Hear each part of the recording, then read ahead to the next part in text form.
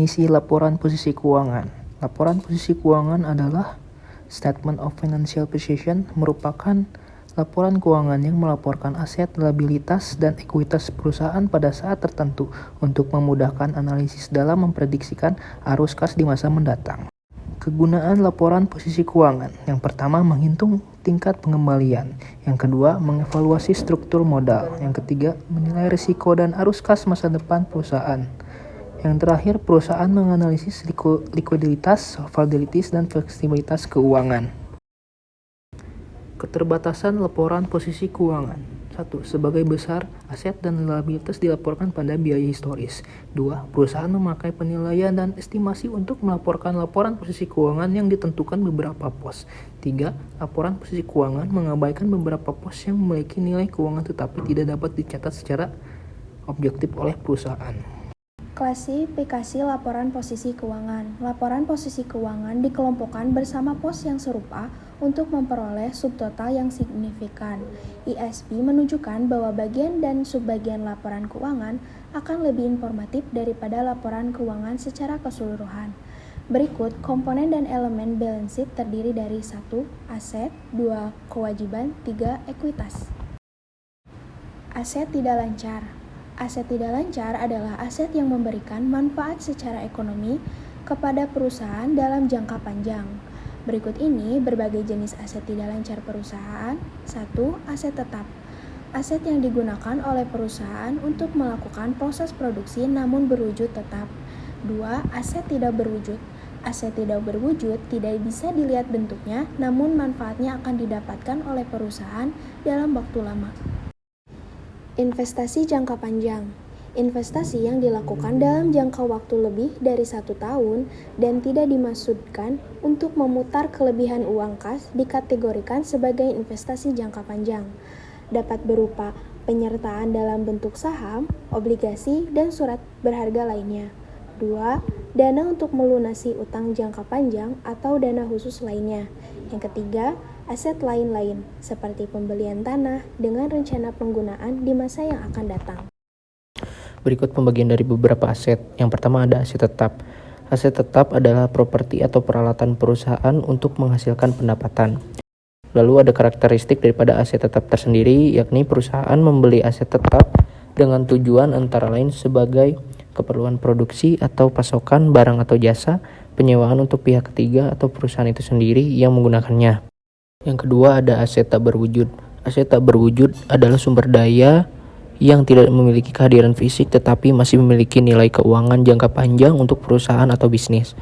Aset tidak berwujud juga adalah sebuah kekayaan intelektual yang dimiliki suatu perusahaan yang dapat digunakan untuk menghasilkan nilai bagi bisnis dari waktu ke waktu. Lalu ada jenis aset tak berwujud. Yang pertama, aset tak berwujud berbatas waktu. Aset tak berwujud ini memiliki nilai dengan batas waktu yang ditentukan. Yang kedua ada aset tak berwujud tak terbatas. Aset tidak berwujud yang tidak terbatas adalah aset yang tetap berharga untuk kehidupan perusahaan. Contoh aset tak berwujud, yang pertama ada merek dagang, pakaian dagang, domain internet. Yang kedua ada daftar pelanggan, ketiga impor kuota, keempat perjanjian waralaba, dan yang terakhir ada hak pemasaran. Yang ketiga ada aset lancar. Aset lancar merupakan kekayaan perusahaan yang nilai likuiditasnya tinggi. Aset ini dapat dengan mudah diubah menjadi uang tunai dengan tetap mempertahankan nilai pasarnya. Lalu di samping ini ada jenis aset lancar. Yang pertama ada uang tunai atau kas. Uang tunai atau kas merupakan aset lancar yang paling liquid. Nah, lalu yang kedua ada setara kas. Selain kas ada pula aset lancar setara kas, yang mana setara kas ini merupakan dana perusahaan dalam instrumen investasi jangka pendek seperti deposito dan instrumen pasar uang lainnya. Lalu yang ketiga ada piutang. Piutang atau tagihan perusahaan yang belum dibayar oleh pihak ketiga maupun pihak berelasi juga termasuk dalam aset lancar. Lalu yang keempat ada surat berharga atau investasi liquid. Surat berharga merupakan bukti kepemilikan suatu instrumen investasi yang bisa diperdagangkan untuk memperoleh dana tunai. Lalu yang kelima ada persediaan. Persediaan terdiri dari barang jadi, barang dalam proses, dan bahan baku yang belum terjual.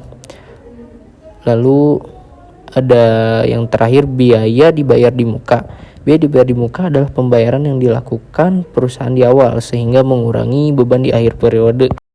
Lalu berikutnya ada aset lainnya. Aset lainnya merupakan aset pemerintah daerah yang tidak dapat diklasifikasikan sebagai aset lancar, investasi jangka panjang, aset tetap, dan dana cadangan. Selanjutnya ada persediaan. Untuk menyajikan persediaan dengan benar, perusahaan mengungkapkan dasar penilaian, misalnya nilai rendah dari biaya perolehan ataupun nilai realisasi neto dan dengan asumsi arus biaya yang digunakan, misalnya PIFO atau biaya rata-rata. Selanjutnya piutang. Perusahaan harus secara jelas mengidentifikasi kemungkinan kerugian akibat piutang tak tertagih, jumlah dan sifat dasar setiap piutang yang tidak diperdagangkan dan di setiap piutang yang digunakan sebagai jaminan. Kategori utama dari piutang harus ditunjukkan dalam laporan posisi keuangan atau catatan terkait. Selanjutnya ada biaya dibayar di muka, yaitu pembayaran tunai yang dicatat sebagai aset karena layanan atau manfaat akan diterima di masa depan. Biaya dibayar di muka merupakan aset lancar karena jika biaya ini sudah tidak dibayar, maka akan memerlukan penggunaan kas selama setahun atau siklus operasi mendatang. Selanjutnya ada investasi jangka pendek. Perusahaan harus melaporkan efek yang diperdagangkan baik utang maupun ekuitas sebagai aset lancar. Perusahaan mengklasifikasikan masing-masing efek yang dimiliki untuk penagihan dan efek ekuitas yang tidak diperdagangkan sebagai aset lancar atau tidak lancar sesuai keadaan. Selanjutnya ada tunai atau kas. Di dalam ini terdapat 3 poin penting, yaitu biasanya uang apapun tersedia sesuai permintaan. Kedua, setara dengan uang tunai, yaitu investasi jangka pendek yang sangat likuid yang jatuh tempo dalam waktu 3 bulan atau kurang. Terakhir, ada batasan atau komitmen harus diungkapkan. Selanjutnya ada ekuitas. Ekuitas juga disebut sebagai ekuitas pemegang saham atau shareholders equity adalah salah satu bagian yang paling sulit untuk disiapkan dan dipahami. Hal ini disebabkan karena kompleksitas perjanjian saham biasa dan preferred serta berbagai batasan ekuitas yang diperlukan oleh hukum perseroan, perjanjian liabilitas, dan dewan direksi. Perusahaan biasanya membagi bagian ekuitas menjadi 6 bagian, yaitu pertama, modal saham. Modal saham nilai yang dinyatakan pada saham yang diterbitkan. Modal saham mencakup saham biasa dan saham preferred. Kedua, ada premi saham, selisih jumlah yang disetor dengan nilai yang dinyatakan. Ketiga, ada saldo laba, yaitu laba yang tidak dibagikan oleh perusahaan. Yang keempat, ada akumulasi penghasilan komprehensif lain, yaitu jumlah keseluruhan pos penghasilan komprehensif lain. Kelima, ada saham tersuri, yaitu umumnya jumlah saham biasa yang dibeli kembali. Terakhir, ada kepentingan non-pengendalian atau hak minoritas, yaitu bagian dari ekuitas entitas anak yang tidak dimiliki oleh perusahaan pelapor. Untuk saham biasa, perusahaan harus mengungkapkan nilai yang diotorisasi dan diterbitkan, serta jumlah saham yang beredar. Hal yang sama berlaku untuk saham preferen. Perusahaan biasanya menyajikan premi saham atau saham preferen dan saham biasa dalam satu jumlah, meskipun subtotal bersifat informatif jika sumber modal tambahan bervariasi dan material. Jumlah saldo laba dapat dibagi antara laba yang belum ditentukan penggunaannya atau jumlah yang biasanya tersedia untuk pembagian dividen, dan jumlah laba yang dibatasi misalnya dengan kontrak perjanjian obligasi atau perjanjian pinjaman lain. Selain itu, perusahaan menunjukkan adanya saham yang dibeli kembali atau saham treasury sebagai pengurang ekuitas. Akumulasi penghasilan komprehensif lain atau kadang-kadang disebut sebagai cadangan atau cadangan lain mencakup pos-pos seperti keuntungan dan kerugian yang belum direalisasi atas efek ekuitas yang tidak diperdagangkan dan keuntungan dan kerugiannya yang belum direalisasi atas transaksi derivatif tertentu. Kepentingan non-pengendali kadang-kadang disebut sebagai hak minoritas juga ditampilkan sebagai pos yang terpisah sebagai bagian dari ekuitas. Banyak perusahaan yang menyusun laporan keuangan berdasarkan IFRS sering menggunakan istilah cadangan sebagai penampung pos-pos seperti saldo laba, premi saham, dan akumulasi penghasilan komprehensif lain. Akun ekuitas pada perseroan sangat berbeda dari akun pada persekutuan atau kepemilikan perseorangan. Para sekutu menunjukkan secara terpisah akun modal permanen dan saldo pada akun sementara atau akun prive. Perusahaan perseorangan biasanya menggunakan akun modal tunggal yang menampung semua transaksi ekuitas pemilik. Liabilitas jangka panjang atau non-current liabilities adalah kewajiban yang biasanya tidak akan dilikuidasi oleh perusahaan dalam waktu lebih dari 1 tahun atau siklus operasi normal. Bahkan, perusahaan berharap untuk membayar kewajiban ini lebih lama dari tanggal tersebut.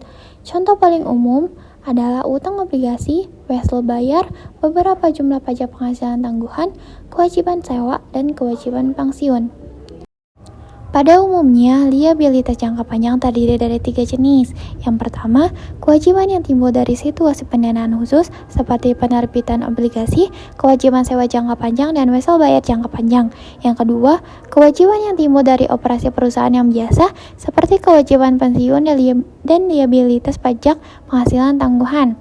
Yang ketiga, kewajiban yang tergantung pada saat terjadi atau tidak terjadinya satu atau lebih peristiwa di masa depan.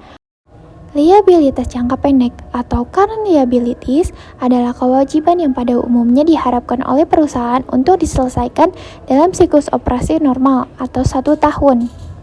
Konsep ini meliputi utang yang dihasilkan dari perolehan barang dan jasa, pembayaran diterima di muka atas penyerahan barang atau pelaksanaan jasa, seperti pendapatan sewa diterima di muka atau pendapatan langganan diterima di muka.